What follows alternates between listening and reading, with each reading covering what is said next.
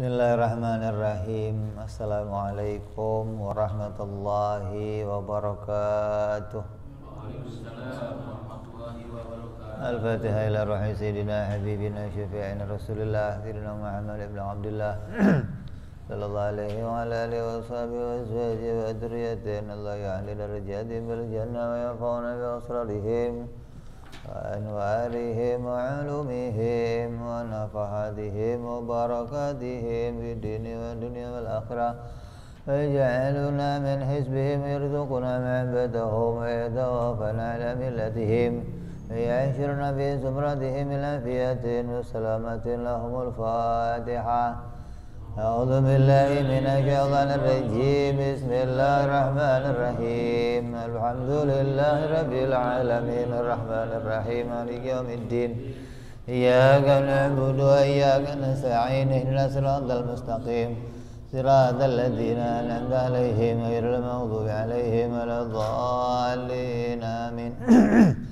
بسم الله الرحمن الرحيم. نويت تعلما وتذكرا وتذكيرا ونفعا والانتفاعا والإفادة والاستفادة والحثا على تمسك بكتاب الله وسنة رسول الله صلى الله عليه وسلم ودعاء إلى الهدى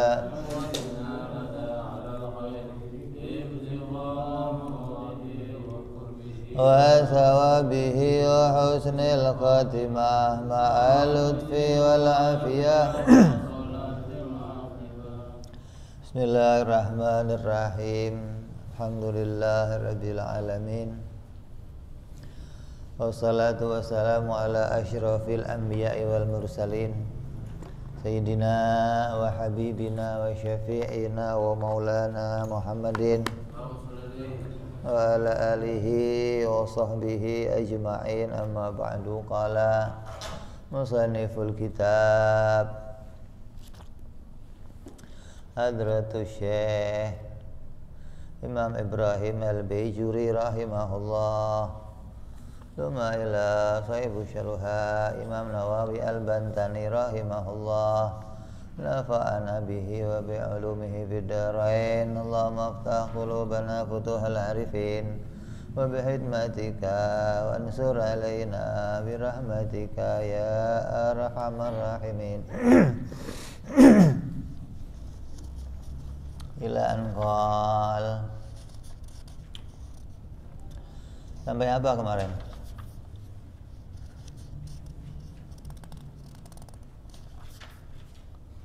Oh, kemarin udah mukhalafah udah, tinggal qiyamuhu binafsi. Wa yajibu fi haqqi ta'ala al-qiyamu binafsihi. Wajib Allah bersifat qiyamuhu binafsih, berdiri pada dirinya sendiri. Maknanya Allah tidak butuh pada wujud yang lain. Allah berdiri pada wujudnya sendiri. Itu maknanya tidak butuh pada wujud yang lain. Halaman 14.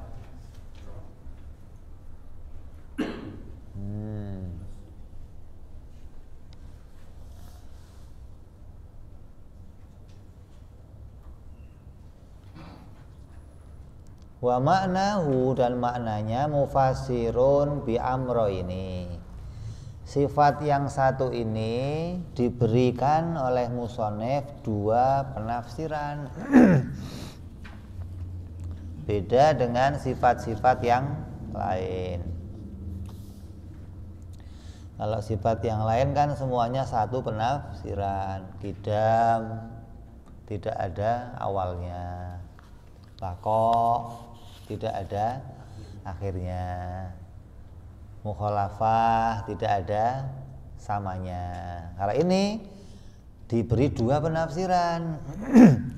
Yang pertama, yang dimaksud berdiri sendiri itu apa? Maksudnya annahu ta'ala la yaftakiru ila mahalin.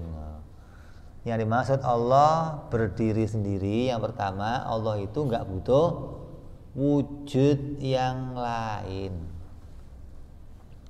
Ini kalau enggak ngaji tauhid orangnya, cuman baca terjemahnya aja, mesti diartikan Allah tidak butuh tempat. Yang dimaksud tempat itu apa? Kalau yang dimaksud tempat itu rumah, itu pengertian yang salah. Pembahasan itu sudah dibahas pada sifat sebelumnya, mukhalafah lil hawadits, gitu loh. Maka pada pembahasan yang sekarang, makna tempat itu enggak diartikan sebagaimana yang kemarin, tapi dibedakan. Tempat di situ maknanya zat, gitu loh. Allah enggak butuh tempat, maknanya Allah enggak butuh zat yang lain atau wujud yang lain. Maknanya Allah berdiri pada zatnya sendiri, tidak butuh pada zat yang lain. Terus wasani yang kedua ditafsiri apa? Annahu la yahtaju ila mukhassisin. Maknanya Allah itu yang kedua enggak butuh pada pencipta. Mukhassis ay mujid, yang menciptakan yaitu pencipta.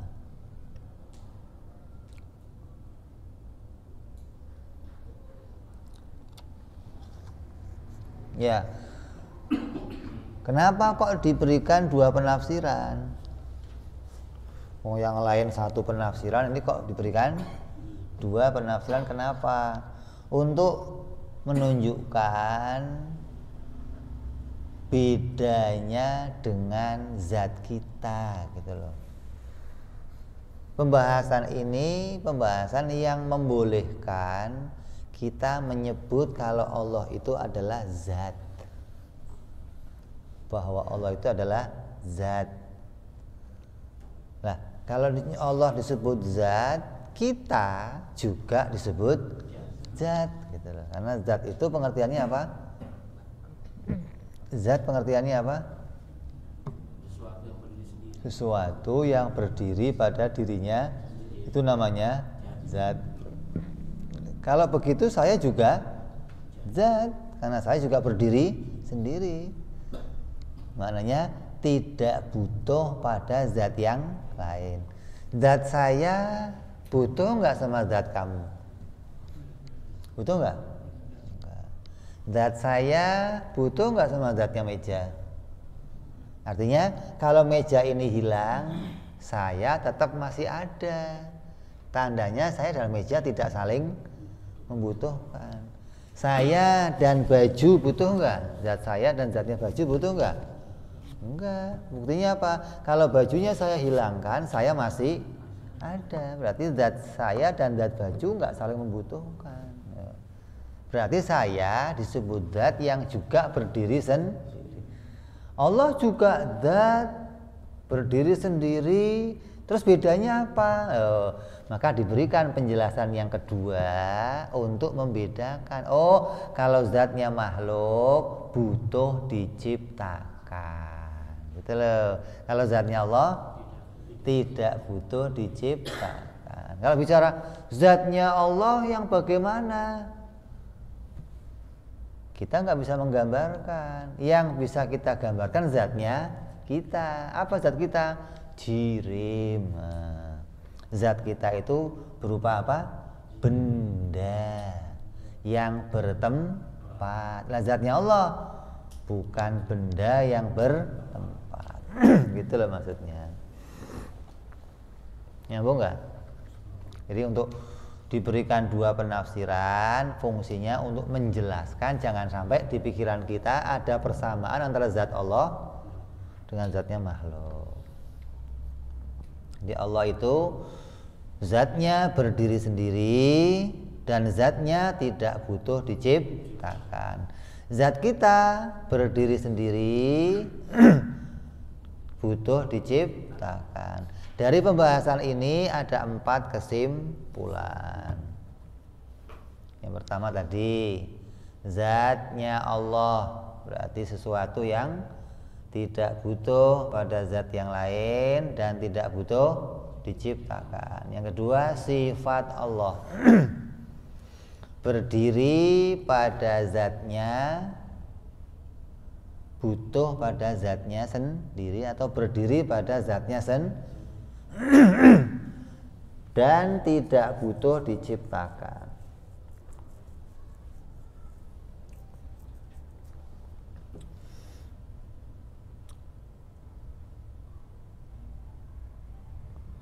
Udah. Yang ketiga, zatnya makhluk berdiri sendiri, berdiri pada dirinya sendiri dan butuh diciptakan. Yang ketiga, yang keempat, sifatnya makhluk apa? Berdiri pada wujud yang lain dan butuh diciptakan. Jadi kamu dengan pelajaran ini kamu kenal mana zat Allah, mana sifat Allah, mana zatnya makhluk, mana sifatnya makhluk, gitu loh. Karena kan Allah disebut zat yang bersifat, kita juga disebut zat yang bersifat. Berarti kamu harus tahu pengertian zat Allah, pengertian sifat Allah, pengertian zat makhluk, pengertian sifat makhluk, gitu loh. Zat Allah apa? Sesuatu yang berdiri pada dirinya sendiri atau pada wujudnya sendiri. Terus tidak butuh diciptakan. Yang kedua berdiri pada wujud yang lain, tapi tidak butuh diciptakan. Apa itu? Sifat Allah. Jadi semua sifat Allah itu berdiri pada zatnya Allah. Semua sifat Allah berdiri pada zatnya Allah. Dan semua sifat Allah tidak butuh diciptakan. Yang ketiga, zatnya makhluk, yaitu berdiri pada dirinya sendiri tapi butuh diciptakan. Itu zatnya makhluk tuh, mau siapa aja makhluknya mesti keadaannya begitu. Yang keempat, sifatnya makhluk berdiri pada zat yang lain atau butuh kepada zat yang lain dan butuh diciptakan. Lah kalau sifatnya Allah saya katakan butuh kepada zatnya, boleh nggak, Bib? Kan sifat itu pengertiannya butuh kepada yang lain. Sifat Allah kita mengerti namanya sifat Allah itu kudrat, iradah, itu butuh kepada wujudnya Allah. Boleh nggak? Boleh, tapi kurang baik gitu loh. Karena sifat butuh itu masih menunjukkan sifatnya makhluk. Walaupun secara ta'rif boleh. Yang lebih baik apa? Sifatnya Allah bukan butuh pada zat Allah, tapi sifat Allah berdiri pada zatnya Allah, gitu loh. Kan lebih bagus begitu kan, daripada butuh pada zatnya Allah. Karena nanti sifat Allah dan zat Allah itu bukanlah perkara lain. Kalau sifat kita dan zat kita itu perkara lain, walaupun sama-sama disebut zat yang bersifat, tapi zat Allah dan sifat Allah itu bukan perkara lain. Kenapa?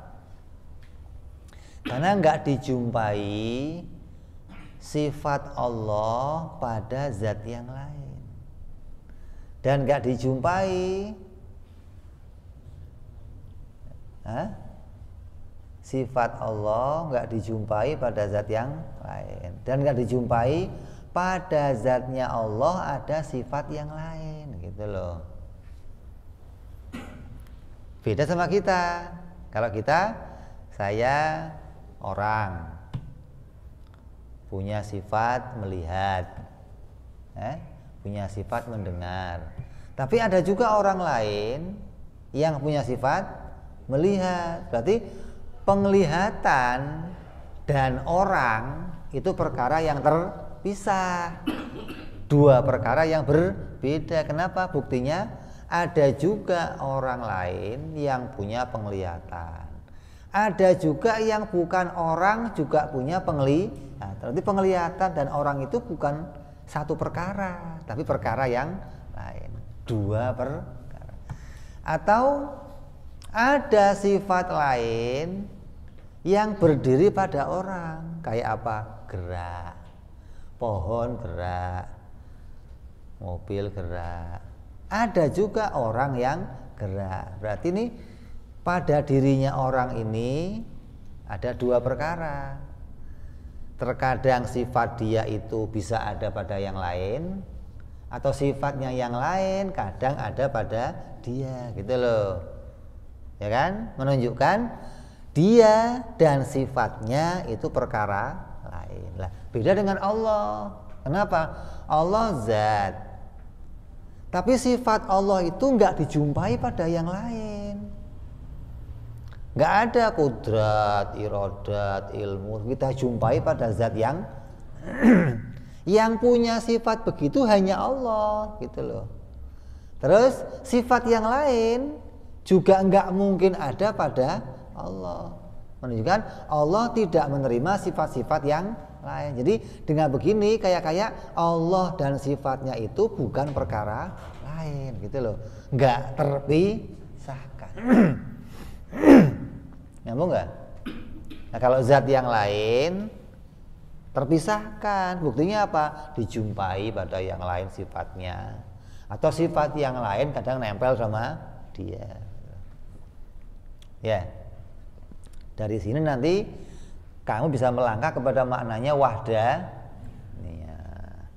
Oh, ternyata ini toh maknanya satu. Mu'tazilah, orang-orang Wahabi, orang-orang Mu'tazilah itu tidak mau menerima kalau Allah itu bersifat. Mereka yang mau bahwa Allah itu adalah zat. Mereka nggak mau mengatakan Allah bersifat.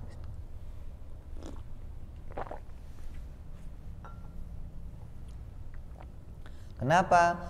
Kalau Allah disebut bersifat, berarti nggak esa.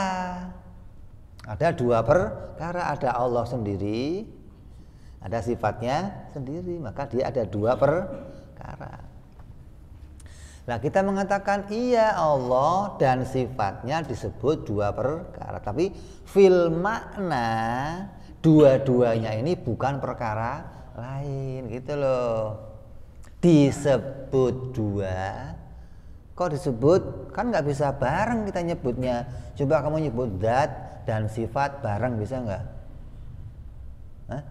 Nggak bisa. Nggak bisa. Karena nggak bisa bareng, maka kita bisanya menyatukan makna, gitu loh. Walaupun Allah itu zat yang bersifat, tapi fil makna dua-duanya ini bukan perkara lain. Hingga dari situ kita paham maknanya wahdaniyah, bahwa Allah itu esa, gitu loh. Disebut bersifat, tapi sifatnya bukan perkara lain, ya. Jadi kamu jangan jadi Wahabi yang mengatakan Allah itu tidak bersifat hanya gara-gara tidak bisa memahami apa? Nggak bisa paham apa? Bukan perkara lain.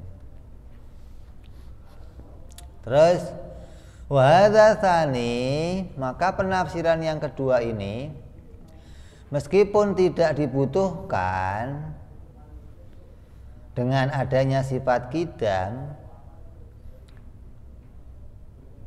Qidam maksudnya apa itu?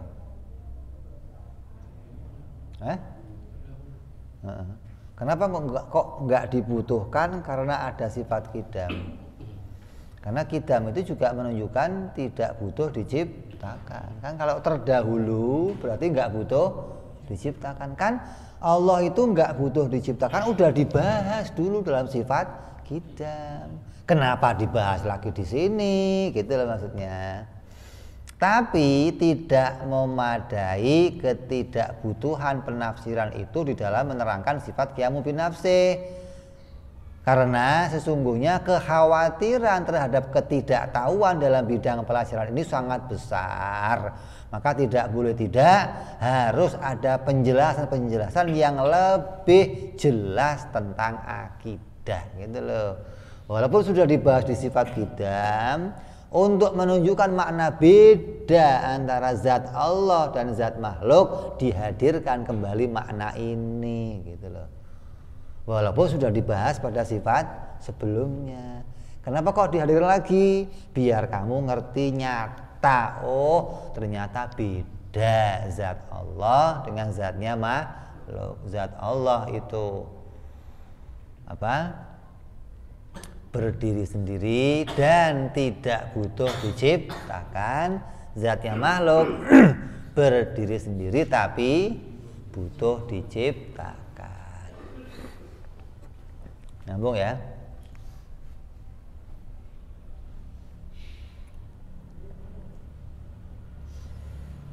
Lah yang butuh kepada yang lain itu siapa? Nih. Lawannya adalah mustahil wa zidduhu al-ikhtiyaju ila mahalin wal mukhassisin.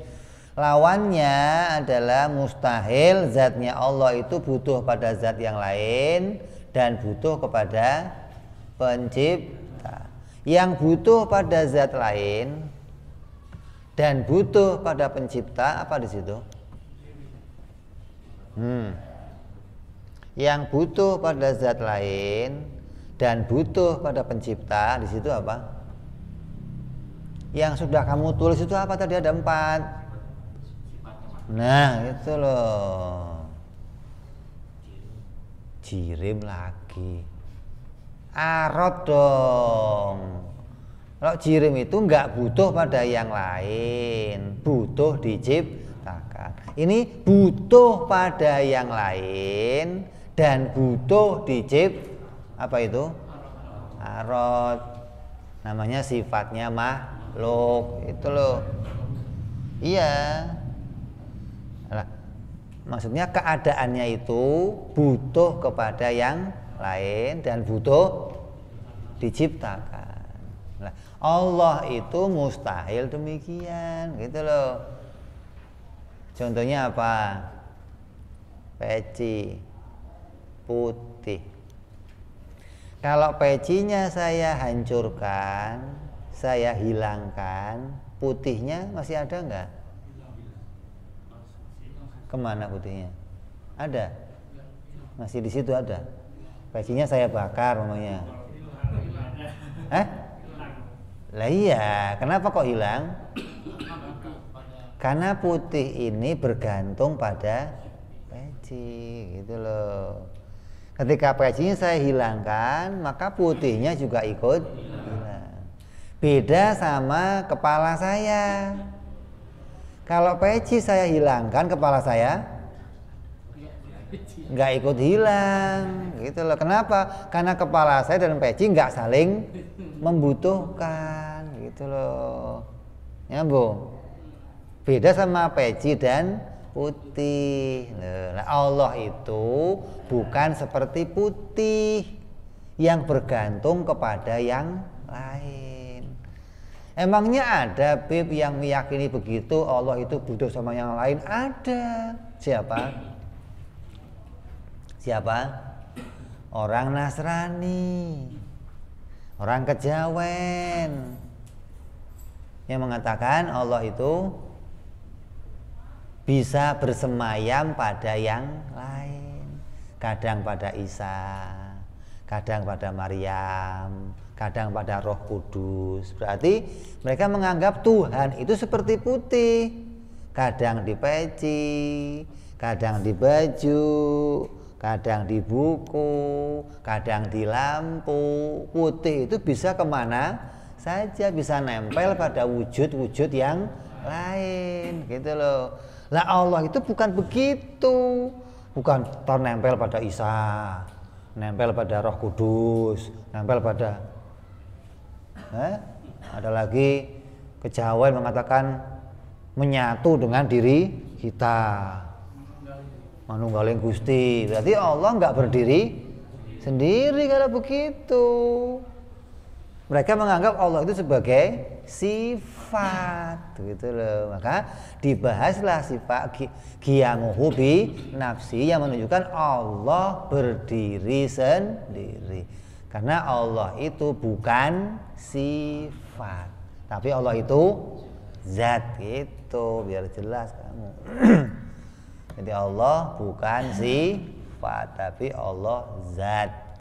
Kalau Allah zat berarti dia nggak butuh sama yang lain. Nyambung.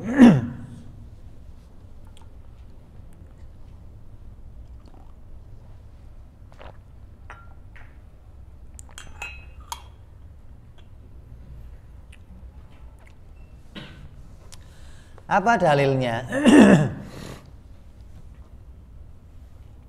Wa dalilu ala dzalika,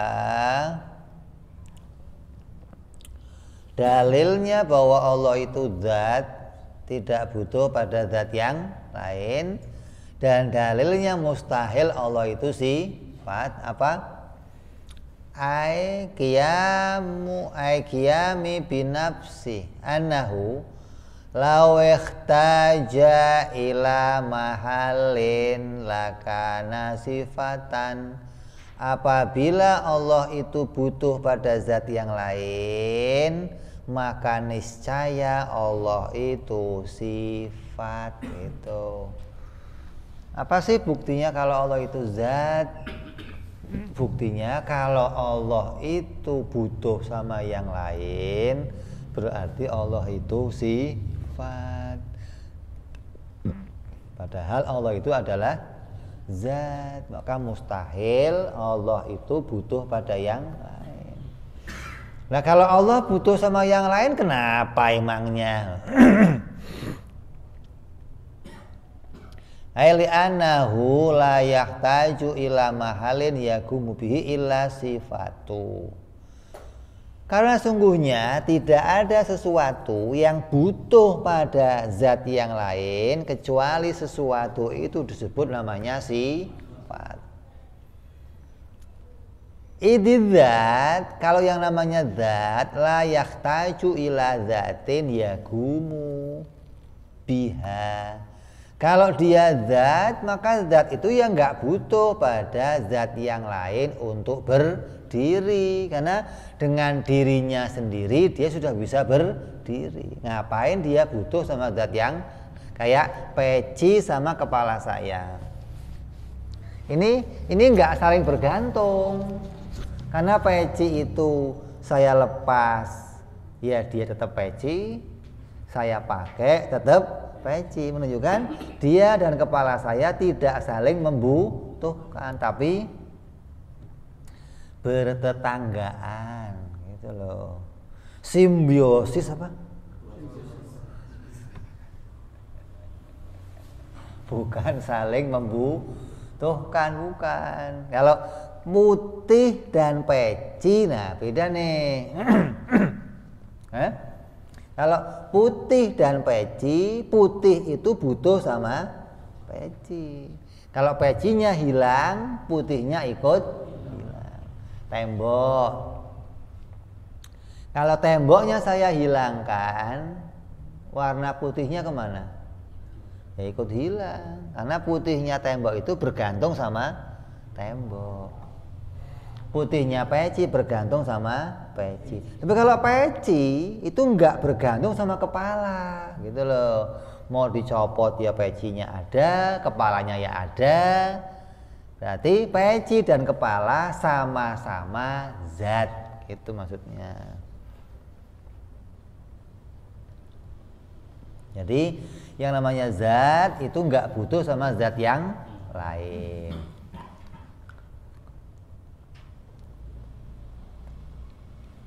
Wa kaunu sifatan muhalun, maka adanya Allah itu berkeadaan sebagai sifat itu mustahil. Kenapa kok mustahil? Allah itu sifat.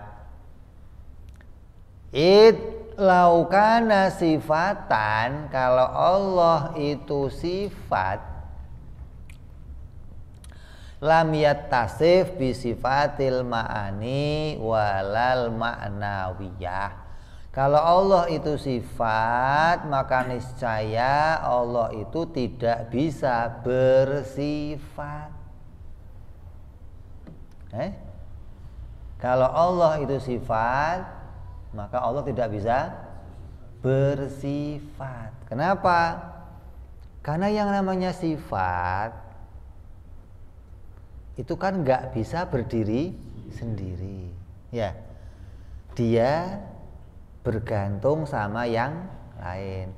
Putih bergantung sama peci, putih bergantung sama baju, putih bergantung sama lampu. Berarti putih nggak bisa berdiri sendiri. Kalau dia nggak bisa berdiri sendiri, gimana mau digantungin sama yang lain? Itu loh. Jadi Allah itu nggak mungkin sifat. Kalau Allah sifat, maka Allah nggak mungkin digantungin sama yang lain. Sedangkan wajib pada Allah itu bergantung sifat-sifat ma'ani dan makna wiyah. Gitu loh. Waya wajibatul qiyami bihi ta'ala li adillati ala zalika. Maka wajib bagi Allah itu bersifat dengan sifat ma'ani dan ma'nawiyah dengan dalil-dalil yang kuat. Apa itu diantaranya? Qudrat, iradat, ilmu, hayat, sama, basar, kalam. Allah melihat, Allah mendengar, Allah berbicara. Maka sifat-sifat ini bergantung pada Allah, berdiri pada dirinya Allah. Kalau Allahnya sendiri itu sifat, gimana sifat-sifat ini bisa ada pada dirinya Allah? Gitu loh. Jadi nggak mungkin Allah itu berstatus sebagai sifat. Wajib Allah itu keadaannya zat yang berdiri sendiri. Dengan keadaan zat yang berdiri sendiri, bisa sifat bergantung pada dirinya. Gitu. Ada kudrat pada dirinya, ada iradat pada dirinya, ada ilmu pada dirinya. Gitu loh. Kenapa? Karena Allah adalah zat. Kalau Allah sifat, maka pasti yang namanya sifat nggak bisa bersifat. Contoh,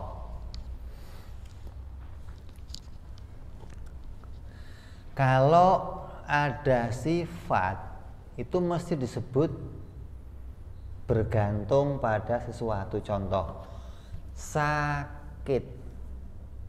Kalau ada orang ngomong sakit, kamu akan tanggapannya gimana? Siapa yang sakit atau sakit apa? Kalau putih, putihnya apa?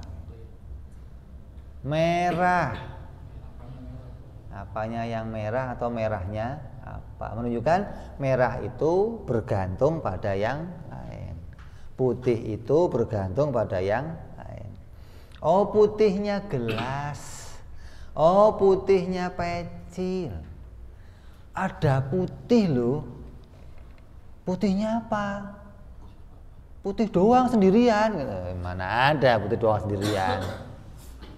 Karena putih itu adalah sifat, nggak mungkin berdiri sendiri. Kalau dikatakan putih, mesti nyandarnya pada sesuatu. Putihnya apa sih? Oh, putihnya tembok. Oh, putihnya awan. Oh, putihnya baju. Mesti ada yang bergantung, ada yang digantungin gitu loh. Nggak mungkin berdiri. Sakitnya apa? Siapa yang sakit? Nggak mungkin ada sakit. Iya, Siapa yang sakit? Enggak, sendirian doang sakitnya. Mana ada sakit sendirian, nggak ada. Sakit pasti bergantung pada yang, karena sakit itu statusnya adalah sifat. Nah, kudrat, irodat itu juga sifat.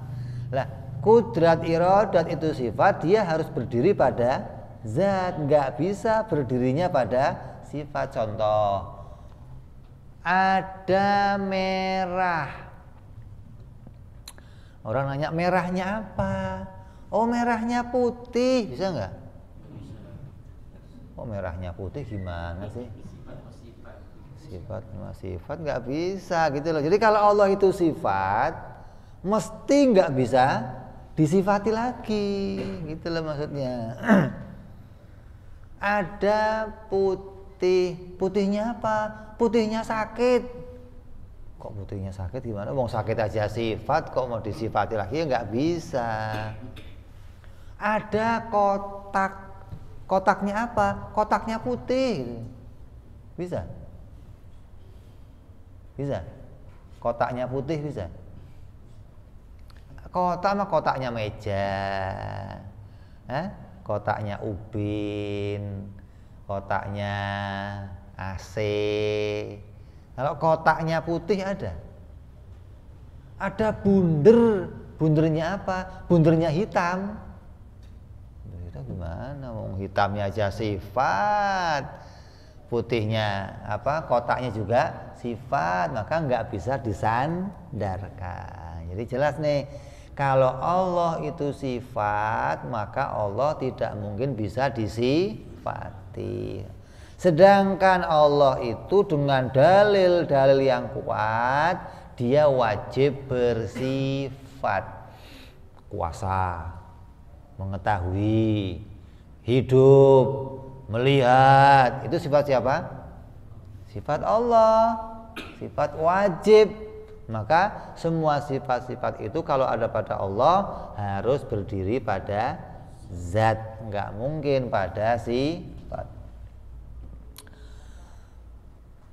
Fa'adamu ittisafi bidzalika batilun, maka meniadakan sifat-sifat wajib bagi Allah itu batil. Allah itu tidak kudrat, tidak irodat, tidak ilmu, tidak, itu menghilangkan sifat-sifat itu batil. Makanya jangan sampai kamu ikut kelompok namanya Mu'attilah, kelompok yang menolak sifat-sifat Allah. Ini bisa fasik, hukumnya rusak imannya itu.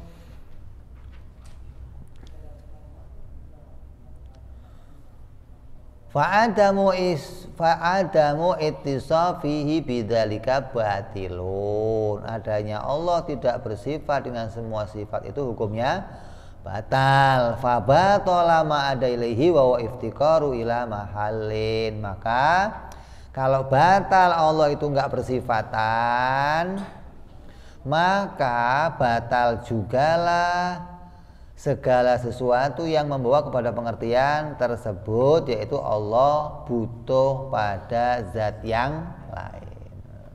Jadi dalilnya Allah itu enggak butuh pada zat yang lain apa? Apa? Dalilnya kalau Allah itu zat apa? Karena bersifat gitu. Karena Allah itu bersifat, maka jadi bukti kalau Allah itu zat. Kayak peci lah. Peci ini zat apa sifat? Buktinya apa? Ada sifat. Meja ini zat apa sifat? Buktinya apa? Sifat. Itu doang. Jadi kamu nggak usah bingung. Zatnya kan nggak usah dipikirin. Kalau sudah bisa kamu buktikan dia bersifat, maka dia pasti zat. Kayak apa zatnya? Bukan tugas saya mikirin. Kamu nggak ditugaskan mikir zat Allah kayak apa, enggak. Kamu disuruh iman Allah itu zat yang bersifat, gitu loh. Jadi kita sudah bisa iman Allah itu zat. Kenapa? Karena saya sudah bisa melihat kalau Allah wajib bersifat. Kalau Allah nggak bersifat kudrat, gimana bikin langit bumi? Kalau Allah nggak hidup, gimana bikin langit bumi? Orang mati masa bisa bikin langit bumi? Kalau Allah nggak melihat, nggak mendengar, Allah nggak bicara. Nah, ini semua sifat-sifat ini saya buktikan wajib ada pada Allah. Karena itulah Allah wajib dirinya adalah zat, bukan sifat.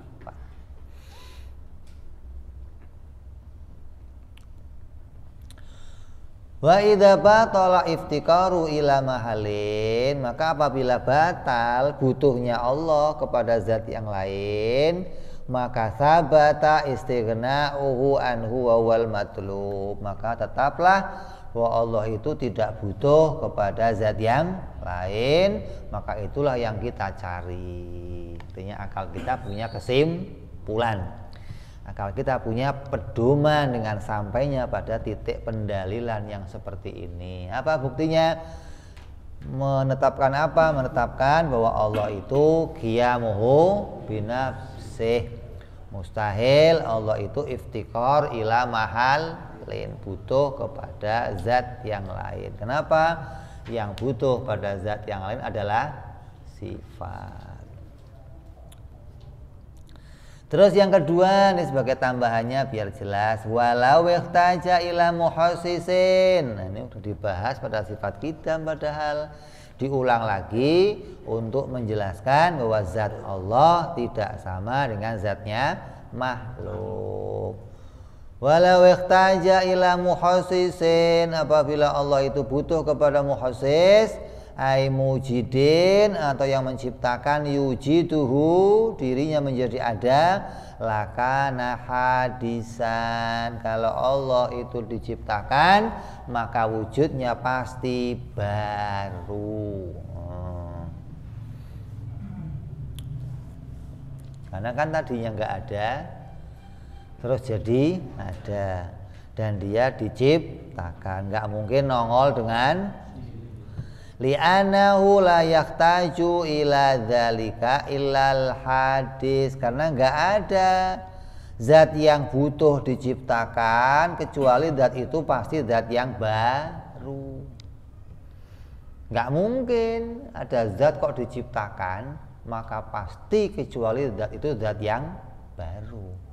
Idil qadim, kalau zat yang qadim la yahtaju lahu, enggak butuh diciptakan. Wong dirinya itu enggak berawal, dirinya enggak gimana butuh diciptakan. Nah, kalau tadinya dia enggak ada, terus mau nongol menjadi ada, ya butuh ditongolkan, butuh diciptakan, jadilah dia baru atau bermula. Lah Allah zatnya enggak begitu. Maka Allah zatnya enggak butuh ditongolkan, enggak butuh diciptakan, yang menunjukkan zat Allah itu qadim. Wa kaunu hadisan muhalun, maka kesimpulannya apa? Bahwa adanya zat Allah itu mustahil zat yang baru. Li'annahu qad sabaq, karena telah kita dalili sebelumnya wujubu wujudihi wa wujubu qidamihi wa wujubu baqaihi dzatan wa sifatin. Sudah kita buktikan pada pembahasan yang lalu kalau Allah itu wajibul wujud, wajibul qidam, wajibul baqa. Dari sifat-sifat ini menunjukkan Allah bukan zat yang baru, mustahil zat yang berawal, mustahil butuh diciptakan. Zatan wa sifatin, maknanya apa? Zatnya Allah dan semua sifat Allah begini keadaannya, apa? Qidam, baqo.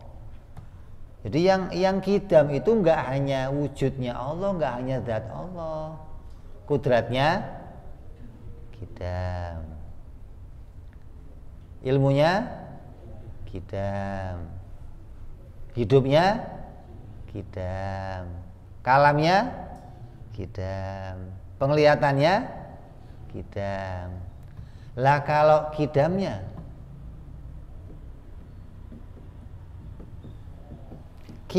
Allah qidam enggak? Wujudnya qidam enggak? Wujudnya Allah qidam.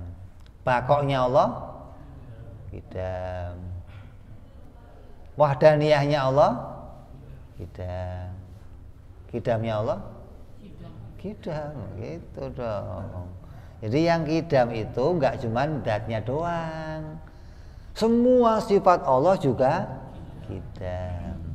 Cuman sudah kita bahas kemarin tuh, ada yang menyamakan makna qidam dan azali, ada yang membedakan makna qidam dan azali. Kalau diartikan secara kamus sama-sama nggak berawal, cuman kadang ditempatkan di tempat yang berbeda. Kalau sesuatu itu bentuknya perkara yang wujudi, bisa dilihat, maka disebut qidam. Kalau enggak wujudi, perkaranya itu adami atau itibari, disebut azali, gitu loh. Jadi qidamnya Allah apa? Azali, gitu.